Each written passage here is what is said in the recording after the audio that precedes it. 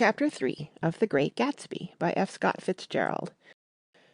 There was music from my neighbor's house through the summer nights. In his blue gardens men and girls came and went like moths among the whisperings and the champagne and the stars. At high tide in the afternoon I watched his guests diving from the tower of his raft, or taking the sun on the hot sand of his beach, while his two motor boats slit the waters of the Sound, drawing aquaplanes over cataracts of foam. On weekends his Rolls-Royce became an omnibus, bearing parties to and from the city between 9 in the morning and long past midnight, while his station wagon scampered like a brisk yellow bug to meet all trains. And on Mondays 8 servants, including an extra gardener, toiled all day with mops and scrubbing brushes and hammers and garden shears, repairing the ravages of the night before. Every Friday 5 crates of oranges and lemons arrived from a fruiterer in New York. Every Monday those same oranges and lemons left his back door in a pyramid of pulpless halves. There was a machine in the kitchen which could extract the juice of 200 oranges in half an hour, if a little button was pressed 200 times by a butler's thumb. At least once a fortnight a corps of caterers came down with several hundred feet of canvas and enough coloured lights to make a Christmas tree of Gatsby's enormous garden. On buffet tables, garnished with glistening hors d'oeuvres, spiced baked hams crowded against salads of harlequin designs, and pastry pigs, and turkeys bewitched to a dark gold. In the main hall a bar with a real brass rail was set up, and stocked with gins and liquors, and with cordials so long forgotten that most of his female guests were too young to know one from another. By 7 o'clock the orchestra has arrived. No thin 5-piece affair, but a whole pit full of oboes and trombones and saxophones and viols and cornets and piccolos, and low and high drums. The last swimmers have come in from the beach now, and are dressing upstairs. The cars from New York are parked 5 deep in the drive, and already the halls and salons and verandas are gaudy with primary colours, and hair shorn in strange new ways, and shawls beyond the dreams of Castile. The bar is in full swing, and floating rounds of cocktails permeate the garden outside, until the air is alive with chatter and laughter, and casual innuendo, and introductions forgotten on the spot, and enthusiastic meetings between women who never knew each other's names. The lights grow brighter as the earth lurches away from the sun, and now the orchestra is playing yellow cocktail music, and the opera of voices pitches a key higher. Laughter is easier minute by minute, spilled with prodigality, tipped out at a cheerful word. The groups change more swiftly, swell with new arrivals, dissolve and form in the same breath. Already there are wanderers, confident girls who weave here and there among the stouter and more stable, become for a sharp, joyous moment the centre of a group, and then, excited with triumph, glide on through the sea change of faces and voices and colour, under the constantly changing light. Suddenly one of the gypsies, in trembling opal, seizes a cocktail out of the air, dumps it down for courage, and, moving her hands like Frisco, dances out alone on the canvas platform. A momentary hush. The orchestra leader varies his rhythm obligingly for her, and there is a burst of chatter as the erroneous news goes round that she is Gilda Gray's understudy from the Follies. The party has begun.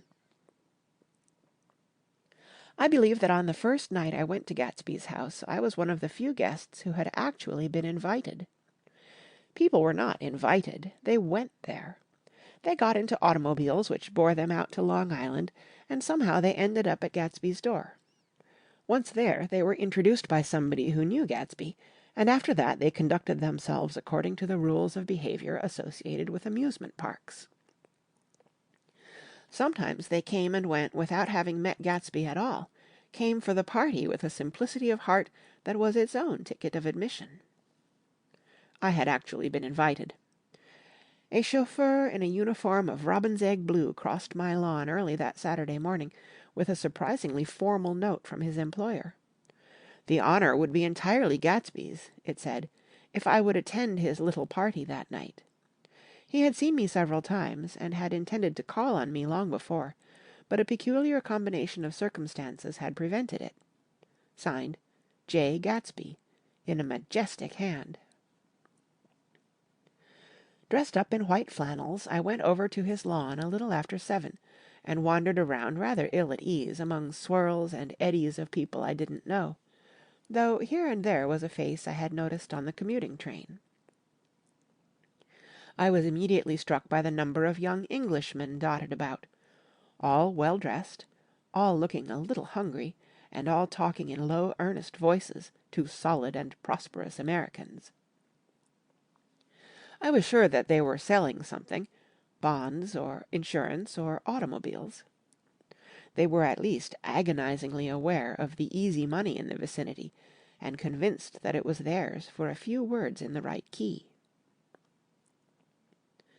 As soon as I arrived, I made an attempt to find my host, but the 2 or 3 people of whom I asked his whereabouts stared at me in such an amazed way, and denied so vehemently any knowledge of his movements, that I slunk off in the direction of the cocktail table, the only place in the garden where a single man could linger without looking purposeless and alone. I was on my way to get roaring drunk from sheer embarrassment, when Jordan Baker came out of the house, and stood at the head of the marble steps, leaning a little backward, and looking with contemptuous interest down into the garden. Welcome or not, I found it necessary to attach myself to someone before I should begin to address cordial remarks to the passers-by. "Hello!" I roared, advancing toward her. My voice seemed unnaturally loud across the garden. "I thought you might be here," she responded absently as I came up. "I remembered you lived next door to—" She held my hand impersonally, as a promise that she'd take care of me in a minute, and gave ear to 2 girls in twin yellow dresses, who stopped at the foot of the steps. "Hello!" they cried together. "Sorry you didn't win." That was for the golf tournament. She had lost in the finals the week before. "You don't know who we are," said one of the girls in yellow, "but we met you here about a month ago." "You've dyed your hair since then," remarked Jordan, and I started, but the girls had moved casually on, and her remark was addressed to the premature moon, produced like the supper, no doubt, out of a caterer's basket. With Jordan's slender golden arm resting in mine, we descended the steps and sauntered about the garden. A tray of cocktails floated at us through the twilight, and we sat down at a table with the 2 girls in yellow and 3 men, each one introduced to us as Mr. Mumble. "Do you come to these parties often?" inquired Jordan of the girl beside her. "The last one was the one I met you at," answered the girl, in an alert, confident voice. She turned to her companion. "Wasn't it for you, Lucille?" It was for Lucille, too. "I like to come," Lucille said. "I never care what I do, so I always have a good time. When I was here last I tore my gown on a chair, and he asked me my name and address. Inside of a week I got a package from Crorier's with a new evening gown in it." "Did you keep it?" asked Jordan. "Sure I did. I was going to wear it tonight, but it was too big in the bust and had to be altered. It was gas blue with lavender beads. $265. "There's something funny about a fellow that'll do a thing like that," said the other girl eagerly. "He doesn't want any trouble with anybody." "Who doesn't?" I inquired. "Gatsby. Somebody told me—" The 2 girls and Jordan leaned together confidentially. "Somebody told me they thought he killed a man once." A thrill passed over all of us. The 3 Mr. Mumbles bent forward and listened eagerly. "I don't think it's so much that," argued Lucille skeptically. "It's more that he was a German spy during the war." One of the men nodded in confirmation. "I heard that from a man who knew all about him, grew up with him in Germany," he assured us positively. "Oh, no," said the first girl. "It couldn't be that, because he was in the American army during the war." As our credulity switched back to her, she leaned forward with enthusiasm. "You look at him sometimes when he thinks nobody's looking at him. I'll bet he killed a man." She narrowed her eyes and shivered. Lucille shivered. We all turned and looked around for Gatsby. It was testimony to the romantic speculation he inspired that there were whispers about him from those who found little that it was necessary to whisper about in this world. The first supper, there would be another one after midnight, was now being served, and Jordan invited me to join her own party, who were spread around a table on the other side of the garden. There were 3 married couples, and Jordan's escort, a persistent undergraduate, given to violent innuendo, and obviously under the impression that sooner or later Jordan was going to yield him up her person to a greater or lesser degree. Instead of rambling, this party had preserved a dignified homogeneity, and assumed to itself the function of representing the staid nobility of the countryside. East Egg condescending to West Egg, and carefully on guard against its spectroscopic gaiety. "Let's get out," whispered Jordan, after a somehow wasteful and inappropriate half-hour. "This is much too polite for me."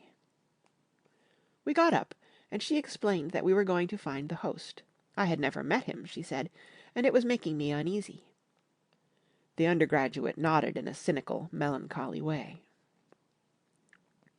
The bar, where we glanced first, was crowded, but Gatsby was not there. She couldn't find him from the top of the steps, and he wasn't on the veranda.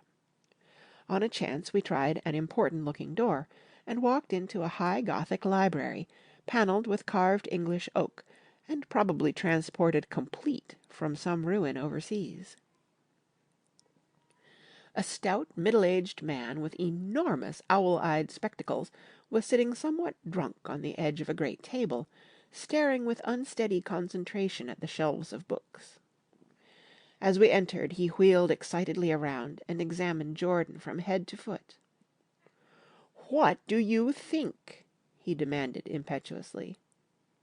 "About what?" He waved his hand toward the bookshelves.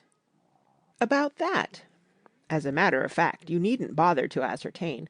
I ascertained. They're real." "The books?" He nodded. "Absolutely real. Have pages and everything. I thought they'd be a nice durable cardboard. Matter of fact, they're absolutely real. Pages and... Here, let me show you."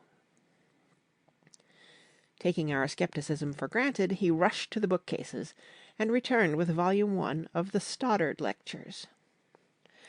"See!" he cried triumphantly. "It's a bona fide piece of printed matter.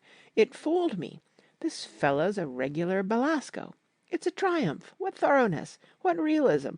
Knew when to stop, too. Didn't cut the pages. But what do you want? What do you expect?"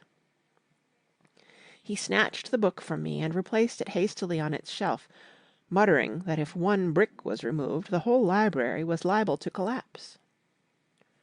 "Who brought you?" he demanded. "Or did you just come? I was brought. Most people were brought." Jordan looked at him alertly, cheerfully, without answering. "I was brought by a woman named Roosevelt," he continued. "Mrs. Claude Roosevelt. Do you know her? I met her somewhere last night. I've been drunk for about a week now, and I thought it might sober me up to sit in a library." "Has it?" "A little bit, I think. I can't tell yet. I've only been here an hour. Did I tell you about the books? They're real. They're—" "You told us."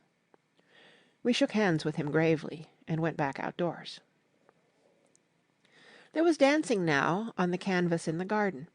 Old men pushing young girls backward in eternal graceless circles, superior couples holding each other tortuously, fashionably, and keeping in the corners, and a great number of single girls dancing individualistically or relieving the orchestra for a moment of the burden of the banjo or the traps. By midnight the hilarity had increased. A celebrated tenor had sung in Italian, and a notorious contralto had sung in jazz, and between the numbers people were doing stunts all over the garden, while happy, vacuous bursts of laughter rose toward the summer sky. A pair of stage twins, who turned out to be the girls in yellow, did a baby act in costume, and champagne was served in glasses bigger than finger bowls. The moon had risen higher, and floating in the Sound was a triangle of silver scales, trembling a little to the stiff, tinny drip of the banjos on the lawn. I was still with Jordan Baker. We were sitting at a table with a man of about my age and a rowdy little girl, who gave way upon the slightest provocation to uncontrollable laughter. I was enjoying myself now. I had taken 2 finger bowls of champagne, and the scene had changed before my eyes into something significant, elemental, and profound. At a lull in the entertainment, the man looked at me and smiled. "Your face is familiar," he said politely. "Weren't you in the 3rd Division during the war?" "Why, yes. I was in the 9th Machine Gun Battalion." "I was in the 7th Infantry until June, 1918. I knew I'd seen you somewhere before." We talked for a moment about some wet, grey little villages in France. Evidently he lived in this vicinity, for he told me that he had just bought a hydroplane and was going to try it out in the morning. "Want to go with me, old sport? Just near the shore along the Sound." "What time?" "Any time that suits you best." It was on the tip of my tongue to ask his name when Jordan looked around and smiled. "Having a gay time now?" she inquired. "Much better." I turned again to my new acquaintance. "This is an unusual party for me. I haven't even seen the host. I live over there." I waved my hand at the invisible hedge in the distance. "And this man Gatsby sent over his chauffeur with an invitation." For a moment he looked at me as if he failed to understand. "I'm Gatsby," he said suddenly. "What?" I exclaimed. "Oh, I beg your pardon." "I thought you knew, old sport. I'm afraid I'm not a very good host." He smiled understandingly, much more than understandingly. It was one of those rare smiles with a quality of eternal reassurance in it that you may come across 4 or 5 times in life. It faced, or seemed to face, the whole external world for an instant, and then concentrated on you with an irresistible prejudice in your favour. It understood you just so far as you wanted to be understood, believed in you as you would like to believe in yourself, and assured you that it had precisely the impression of you that, at your best, you hoped to convey. Precisely at that point it vanished, and I was looking at an elegant young roughneck, a year or 2 over 30, whose elaborate formality of speech just missed being absurd. Some time before he introduced himself, I'd got a strong impression that he was picking his words with care. Almost at the moment when Mr. Gatsby identified himself, a butler hurried toward him with the information that Chicago was calling him on the wire. He excused himself with a small bow that included each of us in turn. "If you want anything, just ask for it, old sport," he urged me. "Excuse me, I will rejoin you later." When he was gone, I turned immediately to Jordan, constrained to assure her of my surprise. I had expected that Mr. Gatsby would be a florid and corpulent person in his middle years. "Who is he?" I demanded. "Do you know?" "He's just a man named Gatsby." "Where's he from, I mean? And what does he do?" "Now you're started on the subject," she answered with a wan smile. "Well, he told me once he was an Oxford man." A dim background started to take shape behind him, but at her next remark it faded away. "However, I don't believe it." "Why not?" "I don't know," she insisted. "I just don't think he went there." Something in her tone reminded me of the other girl's "I think he killed a man," and had the effect of stimulating my curiosity. I would have accepted without question the information that Gatsby sprang from the swamps of Louisiana or from the Lower East Side of New York. That was comprehensible. But young men didn't, at least in my provincial inexperience I believed they didn't, drift coolly out of nowhere and buy a palace on Long Island Sound. "Anyhow, he gives large parties," said Jordan, changing the subject with an urbane distaste for the concrete. "And I like large parties. They're so intimate. At small parties there isn't any privacy." There was the boom of a bass drum, and the voice of the orchestra leader rang out suddenly above the echolalia of the garden. "Ladies and gentlemen," he cried, "at the request of Mr. Gatsby we are going to play for you Mr. Vladimir Tostof's latest work, which attracted so much attention at Carnegie Hall last May. If you read the papers you know there was a big sensation." He smiled with jovial condescension, and added, "Some sensation," whereupon everybody laughed. "The piece is known," he concluded lustily, "as Vladimir Tostof's Jazz History of the World." The nature of Mr. Tostof's composition eluded me, because just as it began my eyes fell on Gatsby, standing alone on the marble steps, and looking from one group to another with approving eyes. His tanned skin was drawn attractively tight on his face, and his short hair looked as though it were trimmed every day. I could see nothing sinister about him. I wondered if the fact that he was not drinking helped to set him off from his guests, for it seemed to me that he grew more correct as the fraternal hilarity increased. When the Jazz History of the World was over, girls were putting their heads on men's shoulders in a puppyish convivial way. Girls were swooning backward playfully into men's arms, even into groups, knowing that someone would arrest their falls. But no one swooned backward on Gatsby, and no French bob touched Gatsby's shoulder, and no singing quartets were formed with Gatsby's head for one link.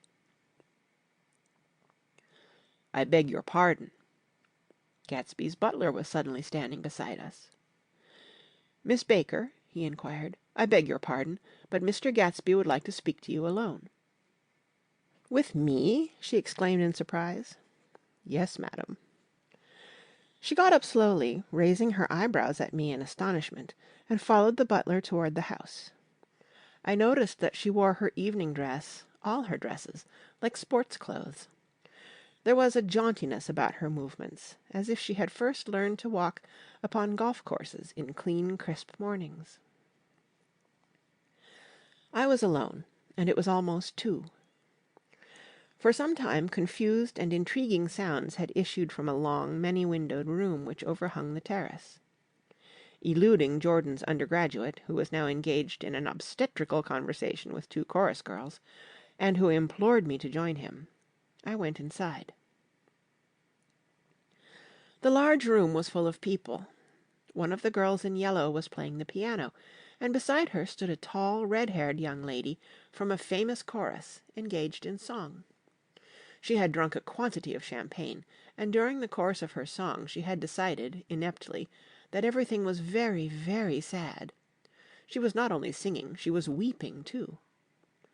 Whenever there was a pause in the song, she filled it with gasping, broken sobs, and then took up the lyric again in a quavering soprano. The tears coursed down her cheeks, not freely, however, for when they came into contact with her heavily beaded eyelashes, they assumed an inky color, and pursued the rest of their way in slow, black rivulets. A humorous suggestion was made that she sing the notes on her face, whereupon she threw up her hands, sank into a chair, and went off into a deep, vinous sleep. "She had a fight with a man who says he's her husband," explained a girl at my elbow. I looked around. Most of the remaining women were now having fights with men said to be their husbands. Even Jordan's party, the quartet from East Egg, were rent asunder by dissension. One of the men was talking with curious intensity to a young actress, and his wife, after attempting to laugh at the situation in a dignified and indifferent way, broke down entirely and resorted to flank attacks, At intervals she appeared suddenly at his side like an angry diamond, and hissed, "You promised!" into his ear. The reluctance to go home was not confined to wayward men. The hall was at present occupied by two deplorably sober men and their highly indignant wives. The wives were sympathizing with each other in slightly raised voices. "Whenever he sees I'm having a good time, he wants to go home." "Never heard anything so selfish in my life." "We're always the first ones to leave." "So are we." "Well, we're almost the last tonight," said one of the men sheepishly. "The orchestra left half an hour ago." In spite of the wives' agreement that such malevolence was beyond credibility, the dispute ended in a short struggle, and both wives were lifted, kicking, into the night. As I waited for my hat in the hall, the door of the library opened, and Jordan Baker and Gatsby came out together. He was saying some last word to her, but the eagerness in his manner tightened abruptly into formality as several people approached him to say good-bye. Jordan's party were calling impatiently to her from the porch, but she lingered for a moment to shake hands. "I've just heard the most amazing thing," she whispered. "How long were we in there?" "Why, about an hour." "It was simply amazing," she repeated abstractedly. "But I swore I wouldn't tell it, and here I am tantalizing you." She yawned gracefully in my face. "Please come and see me. Phone book. Under the name of Mrs. Sigourney Howard, my aunt." She was hurrying off as she talked. Her brown hand waved a jaunty salute as she melted into her party at the door. Rather ashamed that on my first appearance I had stayed so late, I joined the last of Gatsby's guests, who were clustered around him. I wanted to explain that I'd hunted for him early in the evening, and to apologize for not having known him in the garden. "Don't mention it," he enjoined me eagerly. "Don't give it another thought, old sport." The familiar expression held no more familiarity than the hand which reassuringly brushed my shoulder. "And don't forget we're going up in the hydroplane tomorrow morning at 9 o'clock." Then the butler, behind his shoulder. "Philadelphia wants you on the phone, sir." "All right, in a minute. Tell them I'll be right there. Good night." "Good night." "Good night." He smiled, and suddenly there seemed to be a pleasant significance in having been among the last to go, as if he had desired it all the time. "Good night, old sport. Good night." But as I walked down the steps I saw that the evening was not quite over. 50 feet from the door a dozen headlights illuminated a bizarre and tumultuous scene. In the ditch beside the road, right side up but violently shorn of one wheel, rested a new coupe which had left Gatsby's drive not 2 minutes before. The sharp jut of a wall accounted for the detachment of the wheel, which was now getting considerable attention from half a dozen curious chauffeurs. However, as they had left their cars blocking the road, a harsh, discordant din from those in the rear had been audible for some time, and added to the already violent confusion of the scene. A man in a long duster had dismounted from the wreck, and now stood in the middle of the road, looking from the car to the tire, and from the tire to the observers, in a pleasant, puzzled way. "See," he explained, "it went in the ditch." The fact was infinitely astonishing to him, and I recognized first the unusual quality of wonder, and then the man. It was the late patron of Gatsby's library. "How did it happen?" He shrugged his shoulders. "I know nothing whatever about mechanics," he said decisively. "But how did it happen? Did you run into the wall?" "Don't ask me," said Owl Eyes, washing his hands of the whole matter. "I know very little about driving, next to nothing. It happened, and that's all I know." "Well, if you're a poor driver, you oughtn't to try driving at night." "But I wasn't even trying," he explained indignantly. "I wasn't even trying." An awed hush fell upon the bystanders. "Do you want to commit suicide? You're lucky it was just a wheel.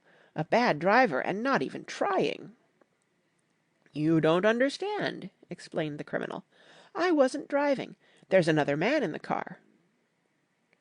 The shock that followed this declaration found voice in a sustained "Ah!" as the door of the coupe swung slowly open. The crowd (it was now a crowd) stepped back involuntarily, and when the door had opened wide, there was a ghostly pause.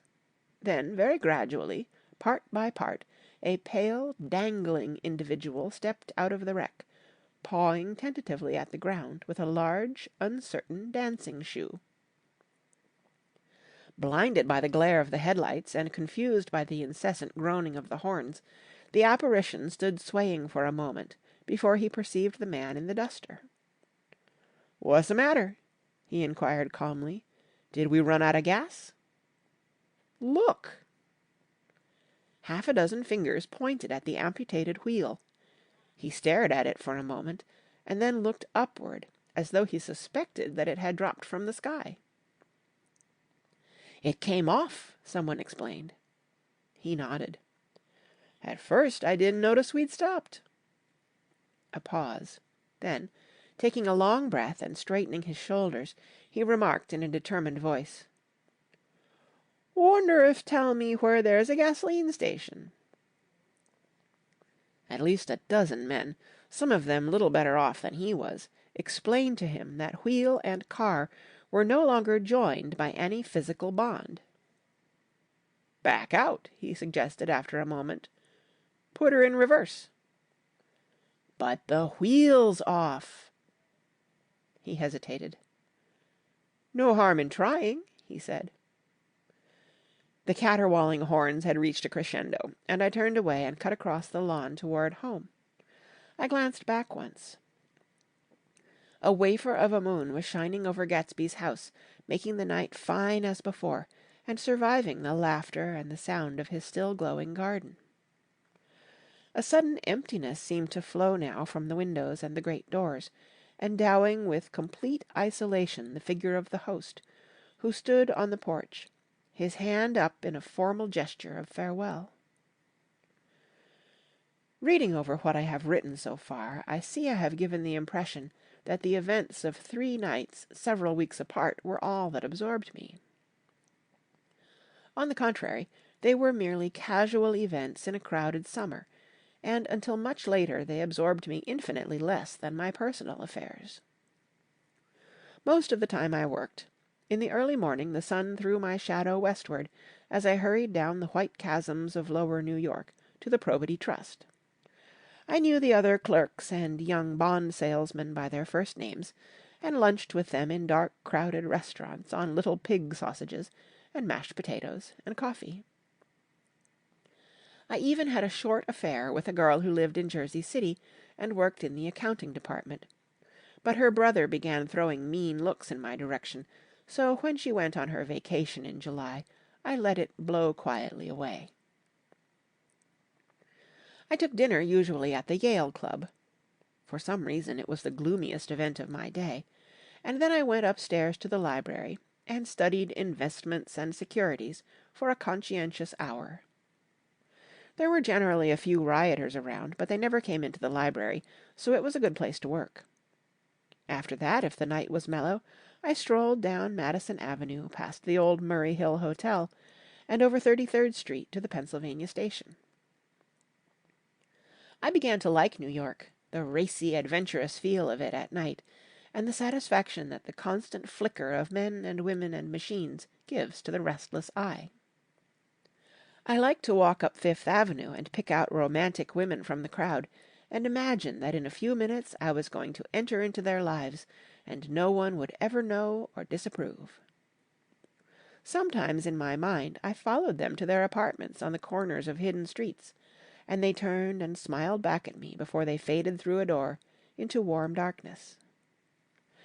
At the enchanted metropolitan twilight I felt a haunting loneliness sometimes, and felt it in others, poor young clerks who loitered in front of windows, waiting until it was time for a solitary restaurant dinner, young clerks in the dusk, wasting the most poignant moments of night and life. Again at 8 o'clock, when the dark lanes of the 40s were 5 deep with throbbing taxicabs bound for the theatre district, I felt a sinking in my heart. Forms leaned together in the taxis as they waited, and voices sang, and there was laughter from unheard jokes, and lighted cigarettes outlined unintelligible gestures inside. Imagining that I too was hurrying toward gaiety and sharing their intimate excitement, I wished them well. For a while I lost sight of Jordan Baker, and then in midsummer I found her again. At first I was flattered to go places with her, because she was a golf champion, and everyone knew her name. Then it was something more. I wasn't actually in love, but I felt a sort of tender curiosity. The bored, haughty face that she turned to the world concealed something. Most affectations conceal something eventually, even though they don't in the beginning. And one day I found what it was. When we were on a house party together up in Warwick, she left a borrowed car out in the rain with the top down, and then lied about it. And suddenly I remembered the story about her that had eluded me that night at Daisy's. At her first big golf tournament there was a row that nearly reached the newspapers, a suggestion that she had moved her ball from a bad lie in the semi-final round. The thing approached the proportions of a scandal, then died away. A caddy retracted his statement, and the only other witness admitted that he might have been mistaken. The incident and the name had remained together in my mind. Jordan Baker instinctively avoided clever, shrewd men, and now I saw that this was because she felt safer on a plane where any divergence from a code would be thought impossible. She was incurably dishonest. She wasn't able to endure being at a disadvantage, and, given this unwillingness, I suppose she had begun dealing in subterfuges when she was very young, in order to keep that cool, insolent smile turned to the world, and yet satisfied the demands of her hard, jaunty body. It made no difference to me. Dishonesty in a woman is a thing you never blame deeply. I was casually sorry, and then I forgot. It was on that same house party that we had a curious conversation about driving a car. It started because she passed so close to some workmen that our fender flicked a button on one man's coat. "You're a rotten driver," I protested. "Either you ought to be more careful, or you oughtn't to drive at all." "I am careful." "No, you're not." "Well, other people are," she said lightly. "What's that got to do with it?" "They'll keep out of my way," she insisted. "It takes two to make an accident." "Suppose you met somebody just as careless as yourself." "I hope I never will," she answered. "I hate careless people. That's why I like you." Her grey, sun-strained eyes stared straight ahead, but she had deliberately shifted our relations, and for a moment I thought I loved her. But I am slow thinking and full of interior rules that act as brakes on my desires, and I knew that first I had to get myself definitely out of that tangle back home. I'd been writing letters once a week and signing them "Love, Nick," and all I could think of was how, when that certain girl played tennis, a faint moustache of perspiration appeared on her upper lip. Nevertheless, there was a vague understanding that had to be tactfully broken off before I was free.